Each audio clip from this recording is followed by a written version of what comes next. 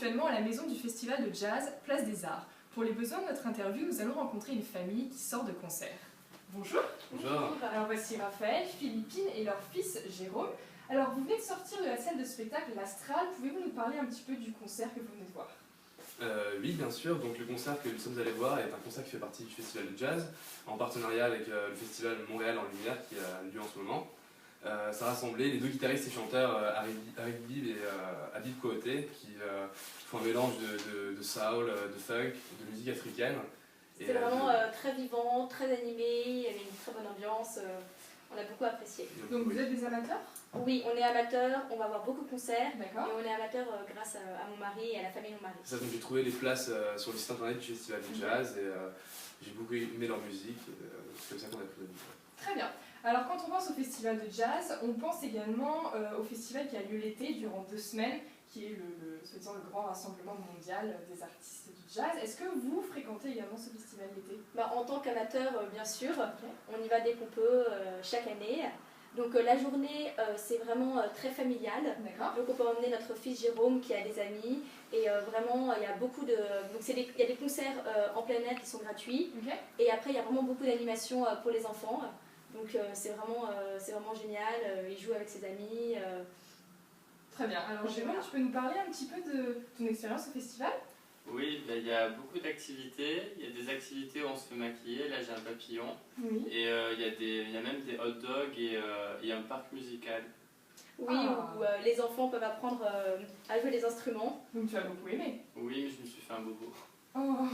Mais heureusement, il y a un centre de secours donc, qui a pu le guérir. Donc beaucoup de services à la disposition des festivaliers. Exactement. Très bien. Alors est-ce que justement vous remarquez une stratégie de prix différente, j'imagine, entre les concerts à l'année et le festival l'été?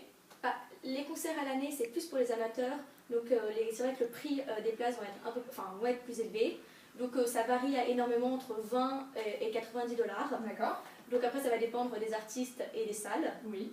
Alors que c'est vrai que lors du festival l'été, la clientèle cible est beaucoup plus variée.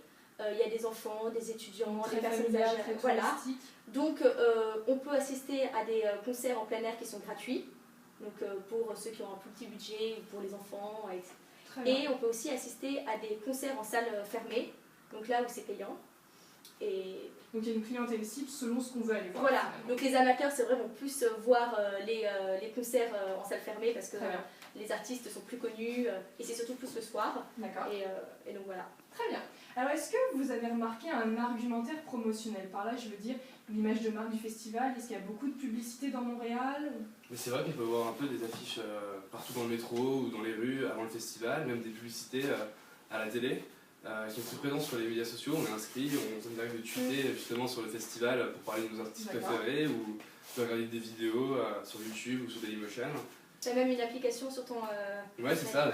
Pendant le festival l'année dernière, on a pu justement regarder quand les concerts étaient payants, quand ils étaient gratuits et regarder à quel moment nos artistes préférés passaient.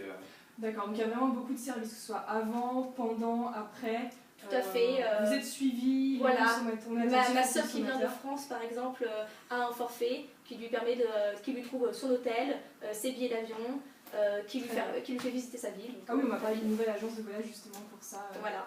Très bien, parfait. Merci beaucoup pour cette entrevue et bon retour, Jérôme. Merci beaucoup. Très bien. Alors, on peut voir sur ça que le festival de jazz applique un marketing différencié selon le segment de population qu'il veut rejoindre, soit pour le festival l'été, soit pour les concerts annuels. Voilà, alors pour cette 34e édition, l'été s'annonce très beau avec plus de 3000 musiciens et plus de 2 millions de visiteurs. Donc bien sûr, on espère vous retrouver cet été Place des Arts. C'était Sophie pour Radio-Canada.